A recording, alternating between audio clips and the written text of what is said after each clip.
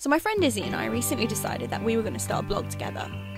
Partly to have an excuse to be creative on the regular, but also to have a place to document all of our crazy ventures and adventures.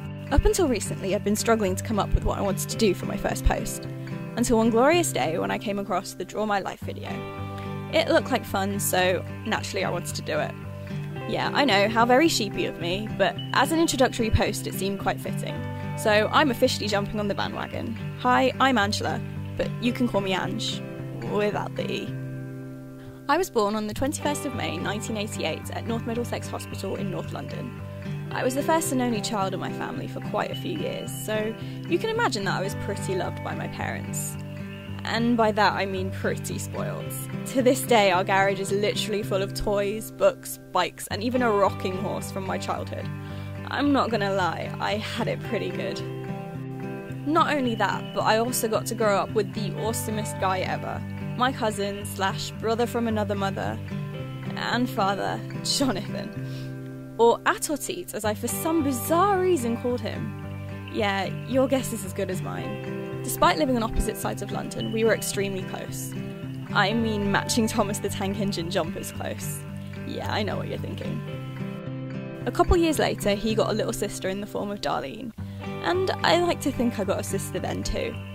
As children, she was the abnormally quiet one, Jonathan the crazy hyper one, and me the massive bratty know-it-all. But despite the differences, the three of us soon became inseparable.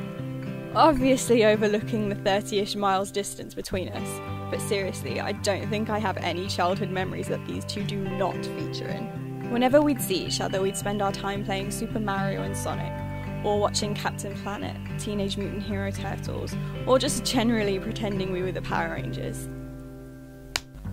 Yellow for the win. Though once we started school, we didn't see each other as often, and I think my parents started to worry that I would get lonely. I remember they signed me up for ballet lessons because my one friend from nursery used to go, and I guess they must have thought I would enjoy it too. Unfortunately, I quit after a couple of months because they made me eat raisins. Yeah, I wasn't a fan of raisins. Thankfully, I wasn't alone for much longer. When I was 6, my little sister Charlotte was born, and I was thrilled to welcome the Barney the dinosaur-loving little diva into my life. Little did I know she'd eventually end up constantly asking me for money, and getting ice cream on my clothes. Charlotte, you owe me a jumper. When I was 8, a wild Matachou appeared. And I mean, appeared. My little brother was in such a hurry to come into this world that he sort of ended up being born at home. I just remember going downstairs to get a drink, then coming back upstairs to find a brother. Okay, I might be exaggerating a bit. But anyways, despite being obsessed with the song Agadoo as a baby, he's now surprisingly cool, and if he's not humouring me by letting me play co-op missions with him on his Xbox, he will more often than not have epic 80s tunes blasting from his room. Something I totally approve of. But yeah, that's my family completed. Although now it kinda looks a bit more like this. Oh my god, Matthew, just stop growing. I don't really remember much of primary school, but I do remember having a pretty overactive imagination.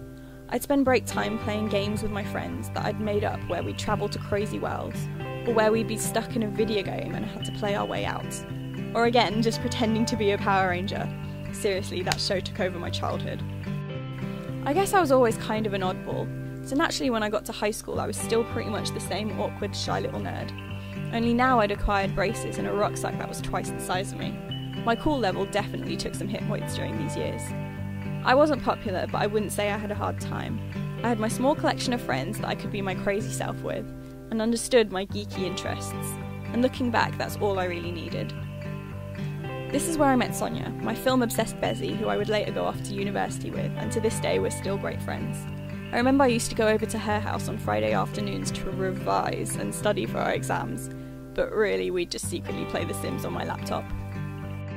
High school was also around the time that I really started to appreciate music, and ended up teaching myself to play guitar.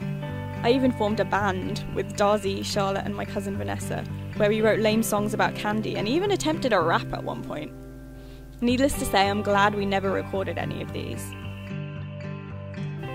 Though, this did bring me and Vanessa a lot closer, to the point that now we're constantly texting each other or emailing when we're at work, and it's safe to say I pretty much tell that girl everything. She's like my living diary. Growing up, I guess I was always quite a creative person. I loved music, art, and making up stories, So naturally that spurred the decision to go off to university to study biomedical science. Wait, what? Okay, your guess is as good as mine, but I did admittedly love my course. So much so that I even stayed on to become a master of science. Evil laugh. Though, I think the fact that I was obsessed with the idea of breaking into the lab to film the beginnings of a zombie apocalypse movie was partly to blame. The fact that we never got around to it seriously upsets me. My time at Lancaster University was unforgettable.